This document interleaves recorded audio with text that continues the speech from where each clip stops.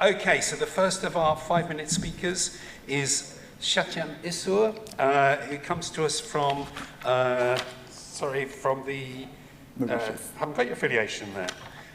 You can introduce yourself.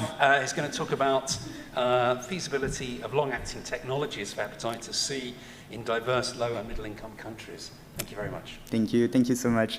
Okay, 5 minutes. So I'm just going to start by acknowledging that this research was conducted as part of the Longevity Project, and the Longevity Project aims to develop a long-acting HCV cure and TB preventive therapy. I am also presenting on behalf of a group of wider researchers. This research is also available open access in the Journal of Viral Hepatitis, so if ever you guys want more information, you're most welcome to go and read the research. So in terms of background, quickly, as we know, we have HCV cure, but in terms of accessing those meds, the intake has been low worldwide. So we wanted to do a research to know about the feasibility and the preference of people in terms of using long-acting technologies. So what we tried to assess was injection, implants, and also microarray patches. In terms of respondents, we had a total of 400 respondents, and 100 of them was from Egypt, 150 in Ethiopia, and 150 in India. In terms of methodological approach, what we did was in-person survey. We trained healthcare providers for them to be able to administer the survey, and we used RedCap to analyze the data. So in terms of key measures, what was important to us to assess was the willingness among participants to use long-acting technologies, their preferences, and in terms of what they perceive to be a benefit or a concern of long-acting technologies.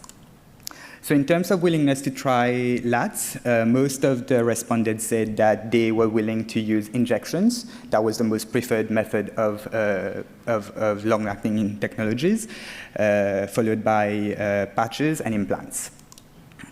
So in terms of most and least preferred HCV treatment option, pills remained the first most preferred option, but a deeper analysis showed us that this was mostly from people in Egypt, and this dates back to the 1950s and 1960s, where people got treated over a mass campaign, and what happened was that they got infected with HCV. So the country has that long history, and Egypt was among the countries where there was a high prevalence of HCV. So this is why their preference for pills, and they're scared to use long-acting technology, especially injections. In terms of perceived benefits, most of them said that it's easier for them to use injections because it's easier than pills to take on. Most of them saw it as being most effective with fewer side effects, and also they perceive it to be discreet. In terms of concern, there was also some concern that it might not be effective, and a deeper analysis showed us again, this goes back to Egypt, where people were vaccinated and then they got HCV, so that's why they say that maybe vaccines might not be a good solution, and also COVID-19, where there was such disbalance in terms of knowledge of what vaccine is, so that's why people was a bit scared about using injection as a treatment option.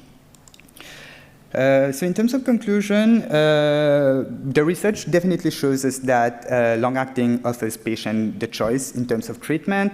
We saw that there was a willingness of using long-acting technologies, but even if the willingness is there, people are still scared because it's a new technology and they don't know much about it. So what's really important for us now as advocates is to really educate people on how and why long-acting technologies is the future. And maybe when we are designing programs for introduction of long-acting technologies is also to make the people together in the program and work together with them so that at least they are able to share the knowledge and share what is going to be done with the communities that they are from. I also want to acknowledge that this research was funded by the UNITAID. 5 minutes.